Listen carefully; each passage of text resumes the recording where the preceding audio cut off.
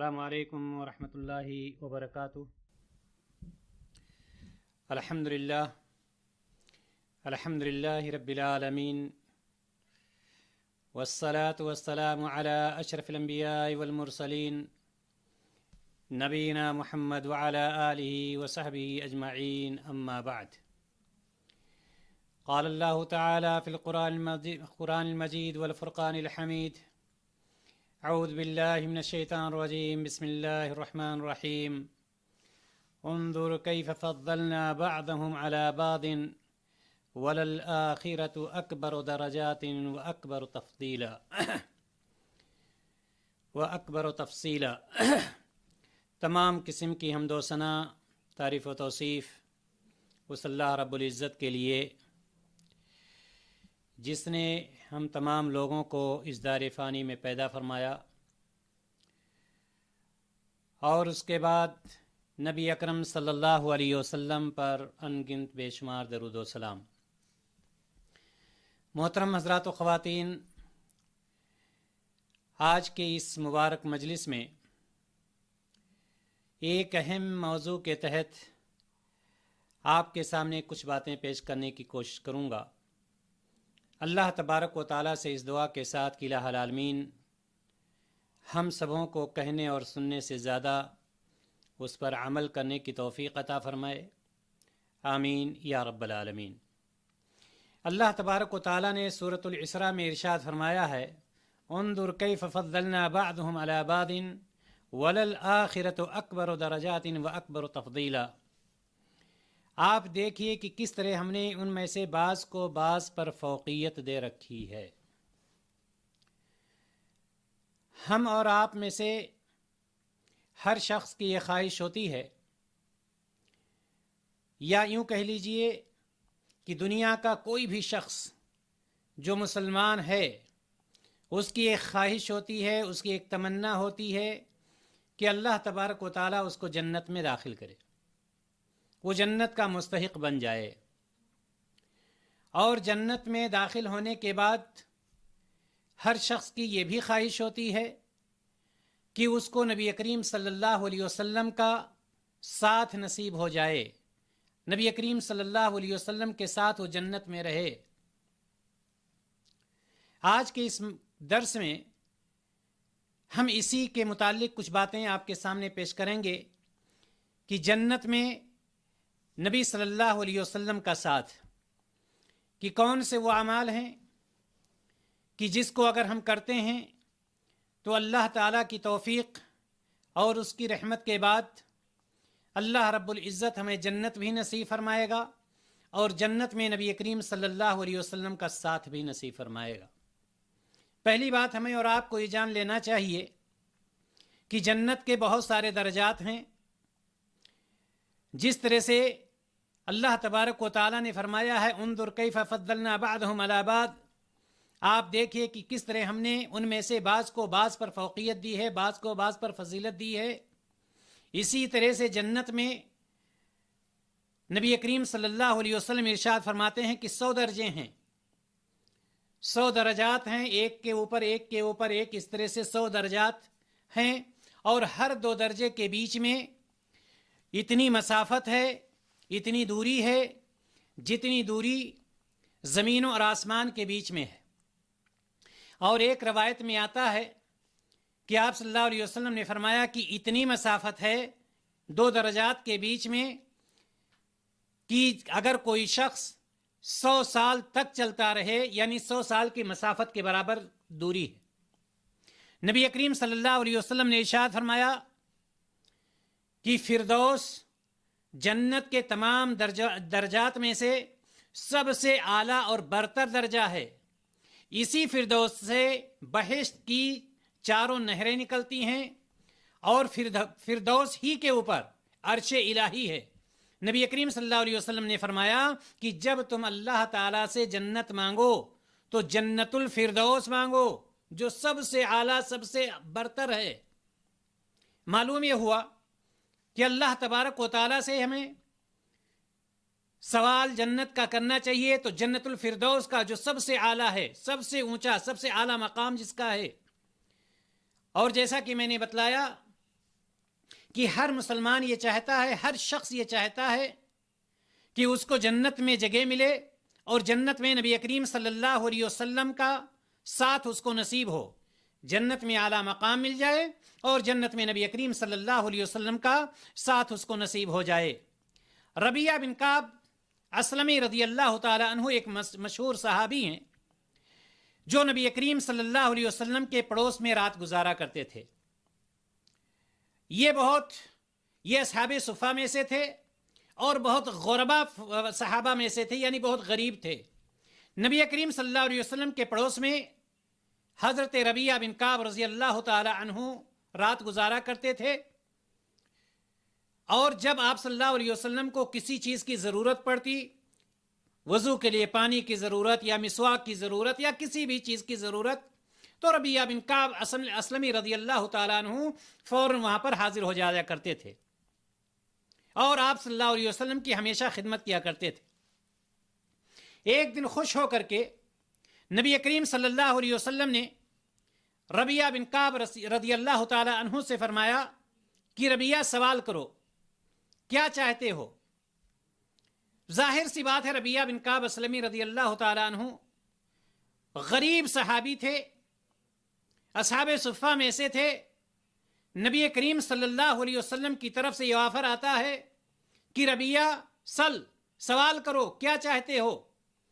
ہونا یہ چاہیے تھا کہ ایک غریب شخص یہ کہتا کہ مجھے مال و دولت چاہیے، میرے پاس گھر نہیں، میرے پاس یہ نہیں اور وہ نہیں، ایسا نہیں ویسا نہیں، لیکن قربان جائیے ربیعہ بن کعب اسلمی رضی اللہ تعالی عنہ نبی کریم صلی اللہ علیہ وسلم جب فرماتے ہیں کہ سوال کرو تو کہتے ہیں اسألک مرافقتک فی الجنہ، اے اللہ کے رسول صلی اللہ علیہ وسلم میں جنت میں آپ کی رفاقت چاہتا ہوں، میں جنت میں آپ کا ساتھ چاہتا ہوں۔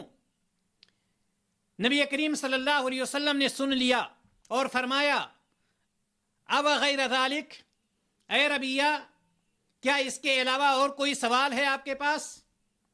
ربیعہ بن کعب رضی اللہ تعالی عنہ کہتے ہیں ہوا ذاک، اے اللہ کے رسول صلی اللہ علیہ وسلم یہی ہمارا سوال ہے، یہی میری تمنا ہے، یہی میری چاہت ہے، یہی میری خواہش ہے کہ جنت میں مجھے آپ کی رفاقت مل جائے، جنت میں مجھے آپ کا ساتھ نصیب ہو جائے۔ محترم حضرات و خواتین، نبی کریم صلی اللہ علیہ وسلم نے کیا فرمایا؟ آپ صلی اللہ علیہ وسلم نے فرمایا فَأَعِنِّي عَلَى نَفْسِكَ بِكَثْرَةِ السُّجُودِ، اے ربیعہ بن کعب سجدوں کی کثرت سے اپنی ذات کے لیے میری مدد کرو، یعنی زیادہ سے زیادہ سجدے کرو۔ میں نے شروع میں آپ کو یہ بتلایا تھا کہ میرا موضوع ہے کہ نبی کریم صلی اللہ علیہ وسلم کا ساتھ جنت میں ایسے اعمال جن کو ادا کرنے سے، جس کو پورا کرنے سے اللہ تعالیٰ کی رحمت اور توفیق کے بعد اللہ تبارک و تعالیٰ انشاءاللہ تعالیٰ جنت بھی نصیب فرمائے گا اور جنت میں نبی کریم صلی اللہ علیہ وسلم کا ساتھ بھی نصیب فرمائے گا۔ انہی میں سے ایک عمل یہ ہے کہ کوئی شخص 5 وقتہ نمازوں کے ساتھ نفلی نمازیں زیادہ سے زیادہ ادا کرتا رہے، لیکن افسوس کتنے ایسے لوگ ہیں کہ 5 وقتہ نماز ہی، فرض نماز ہی ادا نہیں کر پاتے۔ نبی کریم صلی اللہ علیہ وسلم نے ربیعہ بن کعب رضی اللہ تعالی عنہ سے یہ فرمایا کہ آپ زیادہ سے زیادہ سجدے کریں، یعنی زیادہ سے زیادہ نفلی نماز ادا کریں۔ فرض نماز تو فرض ہے ہی، 5 وقتہ نماز تو ہمارے اوپر فرض ہے ہی، لہٰذا ہمیں کیا چاہیے کہ ہم جہاں پر فرض نماز کو ادا کرتے ہیں ساتھ ہی ساتھ ایسا نہ ہو کہ ہم فرض نماز ادا کریں اور سنت چھوڑ کر کے بھاگ جائیں، سنت بھی پڑھیں اور نفلی نمازوں کو بھی پڑھیں، تاکہ ہم وہ راستہ ہموار کریں جس راستے پر چلنے سے ہمیں اللہ تبارک و تعالی جنت بھی نصیب فرمائے گا اور انشاءاللہ تعالی نبی کریم صلی اللہ علیہ وسلم کا ساتھ بھی نصیب ہوگا۔ جنت میں نبی کریم صلی اللہ علیہ وسلم کا ساتھ دلانے والے اعمال میں سے ایک چیز کیا ہوئی؟ نفلی نمازوں کا اہتمام کرنا۔ محترم حضرات و خواتین، اللہ تعالیٰ کی رحمت اور توفیق کے بعد جنت میں پہنچانے والے اور جنت میں نبی کریم صلی اللہ علیہ وسلم کا ساتھ دلانے والے نیک اعمال میں سے 5 وقتہ نمازوں کے ساتھ ساتھ نفلی نمازوں کا اہتمام کرنا بھی ہے. اس چیز کو ہمیں اور آپ کو گانٹھ لگا لینا چاہیے.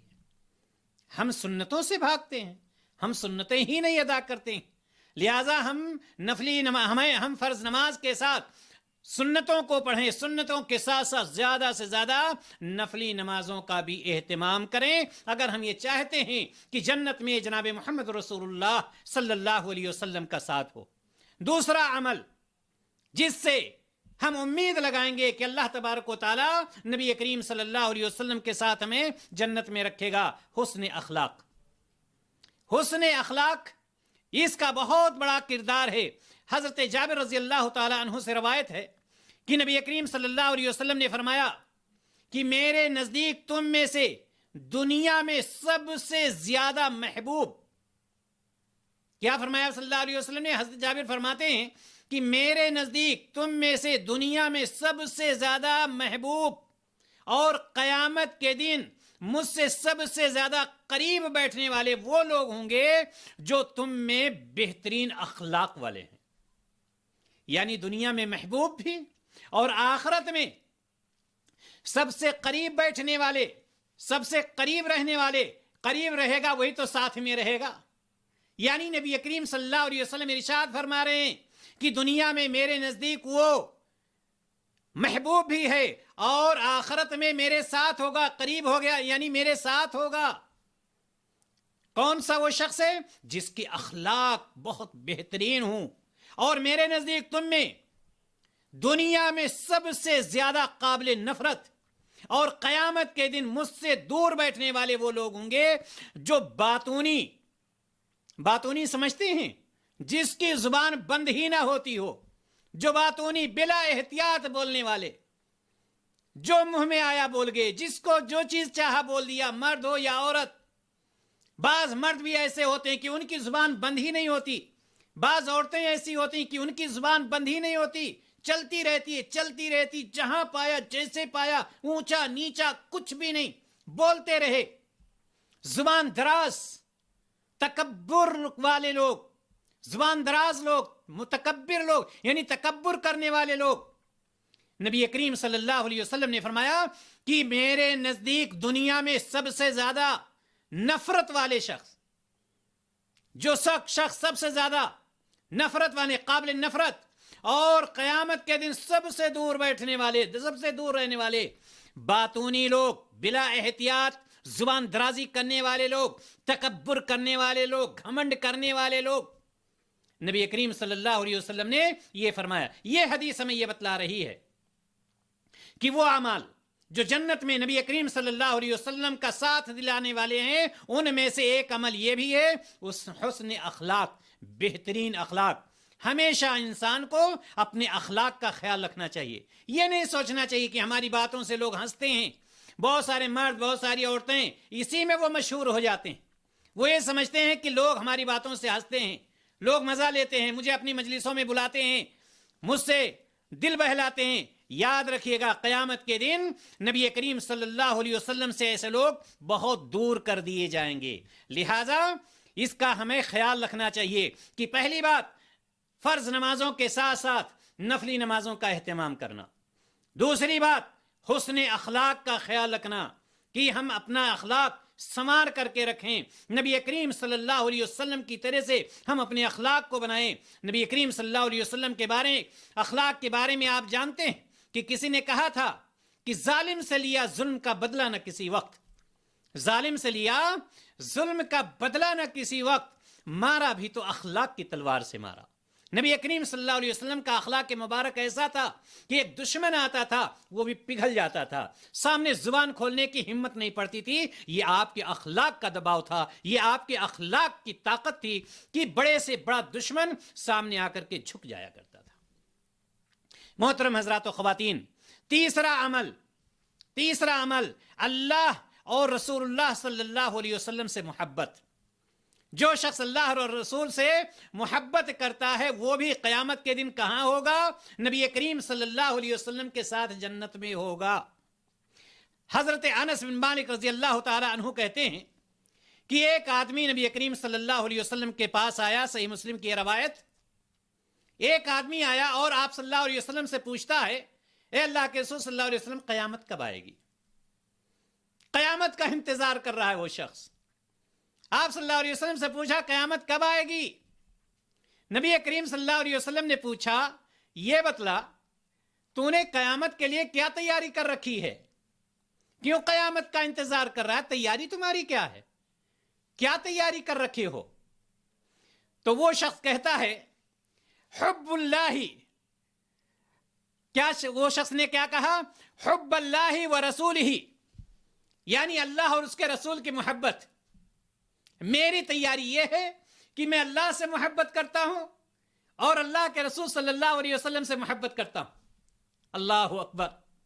نبی کریم صلی اللہ علیہ وسلم نے جب اس مسکین کی آواز بات کو سنا، اس صحابی کے آواز کو جب آپ صلی اللہ علیہ وسلم نے سنا تو آپ کا دل خوش ہو گیا کہ ایسا شخص ہے جو کہتا ہے کہ میری تیاری یہ ہے کہ میں اللہ اور اس کے رسول صلی اللہ علیہ وسلم سے محبت کرتا ہوں۔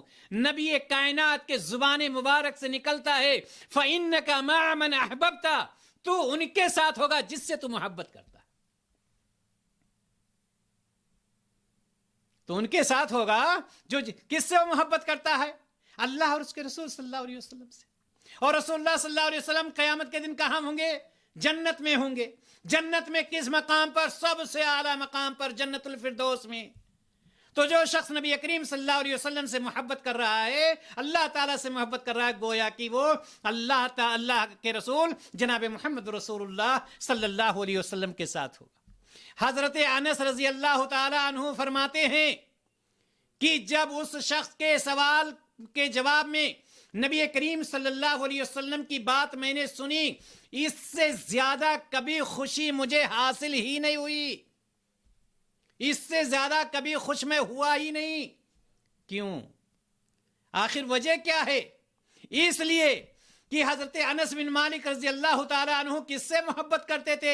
اللہ سے محبت کرنے والے، رسول اللہ صلی اللہ علیہ وسلم سے محبت کرنے والے، ابو بکر سے محبت کرنے والے، عمر بن خطاب سے محبت کرنے والے تھے، اور وہ جانتے تھے یہ سب کے سب جنت میں اعلیٰ سے اعلیٰ مقام پر ہوں گے، نبی کریم صلی اللہ علیہ وسلم کے ساتھ ہوں گے۔ اور آپ صلی اللہ علیہ وسلم نے فرمایا ہے، جو جس سے محبت کرتا ہے وہ اس کے ساتھ ہوگا۔ گویا کہ میں اللہ کے رسول صلی اللہ علیہ وسلم سے محبت کرتا ہوں، دنیا میں بھی آپ کے ساتھ ہوں اور قیامت میں بھی آپ کے ساتھ ہوں۔